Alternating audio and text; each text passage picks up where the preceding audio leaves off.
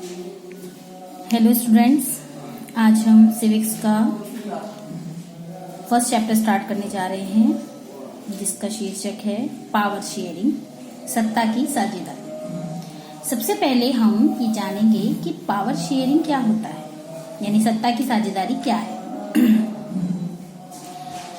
Power, the ability to hold और control anything, किसी भी चीज को पर नियंत्रण कायम करने की क्षमता को हम पावर कहते हैं। और जब हम इस पावर को शेयर करते हैं, दूसरों में बांट देते हैं, वो कहलाती है पावर शेयरिंग। तो सी डिफाइंस भी यहाँ पे लिखी हुई है। The term is used to describe a system or of governance in which all major segment of society are provided their due share in power। इसको अभी मैंने आपको एक जनरल डेफिनेशन बताई है पावर शेयरिंग की, लेकिन यहाँ पर जो कहा गया है in which all major segment of the society. So what are the segments? These are the levels of the government, these are the levels organs of the government, these are the different social group, pressure group, etc etc। तो जब power in सभी major segments में society के divide होती है तो उस situation को कहा जाता है पावर शेयरिंग। हम सभी जानते हैं कि हम एक डेमोक्रेटिक कंट्री में रहते हैं और डेमोक्रेटिक कंट्री में पावर शेयरिंग को बहुत ज्यादा जरूरी माना गया है, क्योंकि पावर शेयर होगी तभी लोगों तक पहुंचेगी, और जब लोगों तक पहुंचेगी वही लोकतंत्र का निर्माण करती है। यहाँ पर कुछ एग्जाम्पल हैं हमारे सामने, जैसे different forms of power sharing हम देख सकते हैं। Legislative, executive, judiciary, these are the organs of the different organs of the government. व्यवस्थापिका, कार्यपालिका और न्यायपालिका, इन तीनों शासन के इन तीन अंगों में जो पावर्स का डिस्ट्रीब्यूशन होता है, पावर शेयरिंग की जाती है। तो ये एक फॉर्म है पावर शेयरिंग की, एक एग्जाम्पल है कि पावर शेयरिंग हमको अपने देश में किस प्रकार से देखने को मिलती है। ऐसे ही एक एग्जाम्पल है। इन सारे एग्जाम्पल्स के बारे में हम डिटेल में आगे पढ़ेंगे, पर अभी हम यहाँ पर केवल उदाहरण के तौर पर इसको पढ़ रहे हैं। Power sharing in different levels of the government, central level, state government, central government, state government और लोकल गवर्नमेंट, इन तीनों में पावर्स का बंटवारा भी एक बहुत अच्छा एग्जाम्पल क्रिएट करता है पावर शेयरिंग का। Power sharing among social group, religious group, linguistic group, जो भाषाई समूह होते हैं, धार्मिक समूह होते हैं, उनमें सत्ता की भागीदारी, सत्ता की साझेदारी पावर शेयरिंग का एक उदाहरण क्रिएट करती है। Power sharing among various pressure group, various political parties, इन सब के बारे में डिटेल में हम आगे पढ़ रहे हैं। यहाँ पर हमने इन उदाहरणों के जरिए पावर शेयरिंग के इन उदाहरणों को आपको बताया है। आइए अब हम बात करते हैं कि how power sharing is carried out in a society with different ethnic, religious and linguistic compositions through two example Belgium and Sri Lanka. अब हम बात करते हैं दो देशों की कहानियों के द्वारा कि इन देशों की बात हम इसलिए कर रहे हैं क्योंकि यहाँ पर डिफरेंट हमको एथनिक ग्रुप, रिलीजियस ग्रुप्स देखने को मिलते हैं, और इन्होंने पावर शेयरिंग को कैसे अपनाया और कैसे पावर शेयरिंग इनकी सोसाइटी में एग्जिस्ट करती है। तो इसके थ्रू हम जानेंगे कि पावर शेयरिंग को अपनाया जाना चाहिए या उसके न अपनाए जाने से क्या कोई हानि या नुकसान होता है। तो हम इन दो स्टोरीज के जरिए उनके बारे में पढ़ेंगे। सबसे पहले बात करते हैं power sharing in Belgium. Belgium एक स्मॉल कंट्री है यूरोप का, जो लगभग हमारे स्टेट, जो हरियाणा हमारा जो स्टेट है, उससे भी छोटा है। पॉपुलेशन भी बहुत कम है और इसकी जो सीमाएं हैं, it has border with France, Netherlands, Germany and Luxembourg. इन सब देशों से उसकी सीमाएं लगी हुई हैं। Its ethnic composition is very complicated. देखिए कैसी है। यहाँ पर अगर हम पूरी कंट्री की बात करें, पूरी कंट्री की एथनिक कंपोजिशन की बात करें तो वो अलग है, और राजधानी में अगर हम एथनिक कंपोजिशन की बात करें तो वो अलग है। बेल्जियम में पूरी कंट्री में 59% डचेस हैं और 40% फ्रेंच हैं। 1% जो है वो जर्मन पीपल है, ये लोग रहते हैं। अब हम बात करते हैं इसकी जो कैपिटल है ब्रुसेल्स, इसमें 80% फ्रेंच हैं और 20% डच पीपल हैं। तो अब देखिए कॉम्प्लिकेशन कहाँ पर है कि होल कंट्री में जिनकी मेजॉरिटी है उनकी ब्रुसेल्स में उनकी वो माइनॉरिटी में है, 20% ही हैं।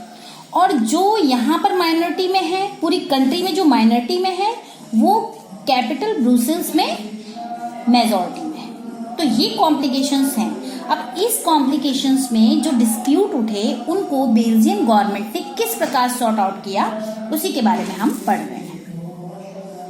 The Dutch speaking people constituted a majority in the country but a minority in the capital. Dutch speaking लोग मेजॉरिटी बहुसंख्यक हैं उसमें कंट्री में, लेकिन माइनॉरिटी बन जाते हैं ब्रुसेल्स में। ऐसे ही the minority French speaking community, French speaking जो है वो कंट्री में माइनॉरिटी में है, अल्पसंख्यक है, लेकिन ब्रुसेल्स में ये बहुसंख्यक है। And they were the French people, minority होते हुए भी ये सबसे ज्यादा रिच और सबसे ज्यादा पावरफुल लोग हैं कंट्री में। The differences in the two communities in Belgium led to the tension during 1950s and 1960s। क्योंकि एक कम्युनिटी कंट्री में मेजॉरिटी में है लेकिन राजधानी में माइनॉरिटी में है, इसलिए दोनों कम्युनिटीज के बीच टेंशन क्रिएट हुए बेल्जियम में 1950 से लेकर 60s तक। Dutch community whose population is more in the country can force its will on the other two communities. क्योंकि वो माइनॉरिटी में मेजॉरिटी में थे डचेस कंट्री के हिसाब से, इसलिए उनकी ये अदर टू कम्युनिटीज पर ये डोमिनेट करने की कोशिश कर रहे थे। और कैपिटल में in the same manner French whose population is more in the capital Brussels में, they can force it wills on the other two communities. वो अदर जो कम्युनिटीज हैं उन पर डोमिनेट करने की कोशिश कर रहे थे। तो सारा जो मैटर था वो डोमिनेशन का था। अब बेल्जियम की सरकार ने इसका क्या सोल्यूशन निकाला, इसका क्या इन दोनों के झगड़े को किस तरीके से शांत किया, अपने संविधान में क्या चीज बदलाव लाए, इसके बारे में हम पढ़ने जा रहे हैं। The Belgian government solution. The Belgian leaders amended the constitution of the country 4 times। 4 बार इसका संविधान बदला गया, 1970 से लेकर 1993 तक। Here are some of the elements of the Belgian model। क्या क्या इसमें चेंजेस किए गए, हम 1 by 1 इसमें पढ़ने वाले हैं।